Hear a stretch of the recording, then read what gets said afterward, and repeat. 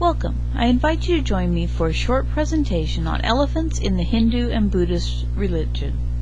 Elephants have been a part of the world imagery since the beginning of time. They can be found in literature, jewelry, art, and film. References to elephants are scattered throughout our language. Elephants never forget, pink elephants, white elephant gifts, elephant ear pastries, and the elephant in the room are just a few examples. In India, white elephants are prized by kings. By looking at the myths of Buddhism and Hinduism, I will show just a few examples of how the mighty elephant relates to man and to the gods.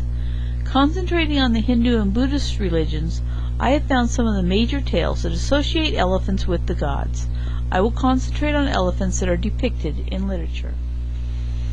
Let us begin by exploring how the Hindus view elephants and why they feel they are sacred beasts.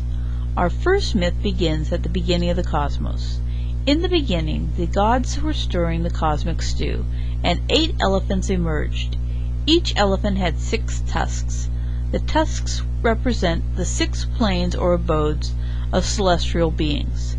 The elephants were placed in the 8 directions of the earth to hold it up in the heavens. The elephants are the first animal to emerge from the cosmic stew. Their large size and long life is a result of their taking on the duty of supporting the world. Being the first to emerge, the elephant earned a prime place of respect in the myths of the world. Without the elephant, man could not live on this earth. It is easy to see why he is considered a sacred animal.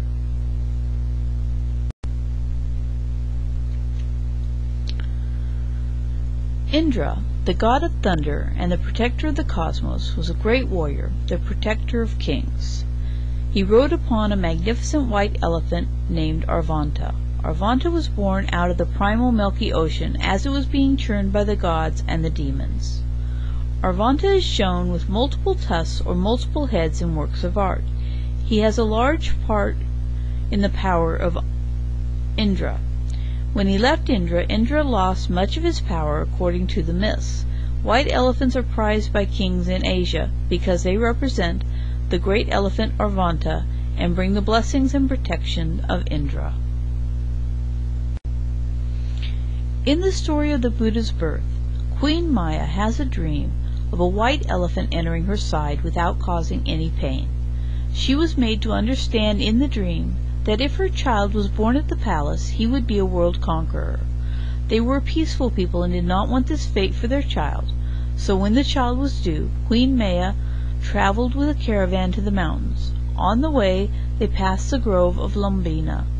She stopped to see the grove and had her people stay behind. Petals from the Lumbina flowers began to rain down. A short time later, the queen returned with her child, the Buddha. He was walking and speaking, and he declared, "I alone am the world-honored one." The white petals from the limbana tree resemble the lotus blossoms and are a sign of purity and enlightenment. The white elephant, the protector of kings, announces the arrival of the Buddha. Some say the Buddha was the white elephant in the dream, since it entered Queen Maya's side. Others say it is a symbol of the power of the Buddha to be born without pain. Again we see the gods using the white elephant as a royal messenger and protector. We will now look at the last of the elephant myths we are considering. This is not by any means all of the elephants mentioned in the myths of Buddhism and Hinduism. It is, though, the main ones. Ganesha is the elephant-headed god of the Hindus. How he got his head, whose head it was, and how he was created are all mysteries. There are many myths for each of these aspects, and while some are interrelated, others contradict each other. He has images in both Buddhist and Hindu religions, even though he is a Hindu god. He is a young god, not clearly mentioned in the Veda, and yet he is one of the most popular gods. He is the god of prosperity and wealth, the remover of obstacles. No religious celebration can be undertaken without an offering given to him. He can remove obstacles, but when he is displeased, he can create them as well. As I have said, he has an elephant head.